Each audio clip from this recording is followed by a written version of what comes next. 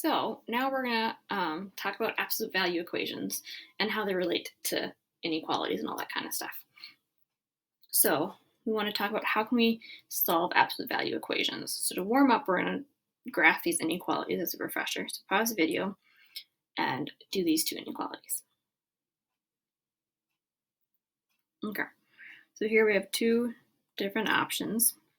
So subtract 1 from both sides, we get 4x is greater than 14. And then x is going to be greater than 14 over 4, which is the same as 7 over 2. Subtract over here, 4x is less than negative 16, x is less than negative 4. So these are the two things we need to graph. So we have negative 4, positive 7 halves, open circles at both, x is bigger, x is smaller. This one's same idea, but we're all combined, so I'm going to subtract 1 from all three. We'll get negative 9 is less than or equal to negative 3x, which is less than 12, divided by negative 3. And then be careful here, we're dividing by a negative number, so I need to switch my inequalities. So all of these need to be flipped. So we'll get 3 is greater than or equal to x is greater than negative 4. So negative 4, 3, we need an open circle here, a closed circle here, x is between them, so we get this as our graph. All right, so absolute value. So absolute value is a number, is the distance from 0. So a number, how far away is it from 0? When we're discussing distance, you never have a negative number. You can't go like negative 2 miles. So absolute value is always positive. The absolute value is these lines here. And since the absolute value is always positive, if we have something here like absolute value of 25, that's just equal to 25. Nothing changes. If we have absolute value of negative 13, it becomes positive. So absolute value kind of just turns everything positive. So if we look at this one, we work inside the absolute value. They're kind of like parentheses. So we'll get 20 minus 16, which then is 4, which then is 4. In here, I'm going to take care of the absolute value first. So we're multiplied by 8. Multiply that out and you get negative 24. So the absolute value just turns everything you have positive. Okay, so what would make these true absolute values? So if we're saying x, the absolute value of x equals 12, well, x could just be 12 because the absolute value of a positive number is just the same thing. But x could also be negative 12 because the absolute value of negative 12 is 12 as well. Over here we have absolute value of x equals negative 10. This isn't possible. Absolute values always have to be positive, so this is no solution because it's not possible. So here, if an absolute value is equal to a positive number, you have two solutions. So here we had negative 12 and 12.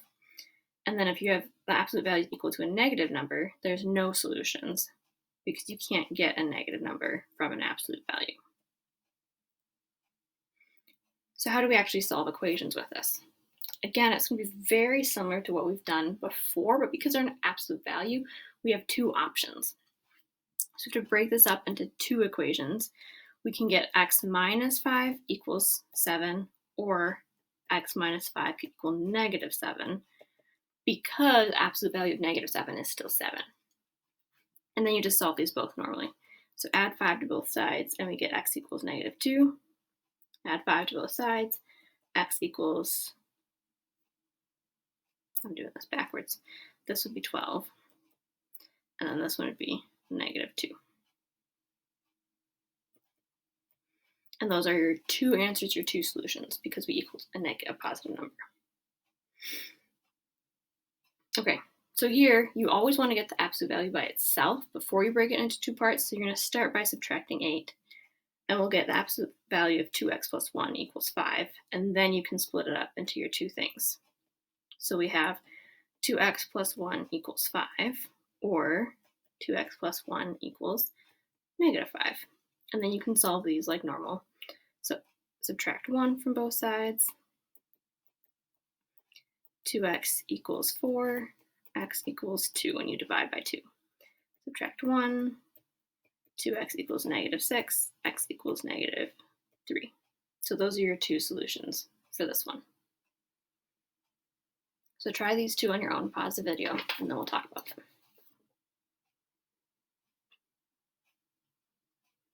Okay, so break it up into two.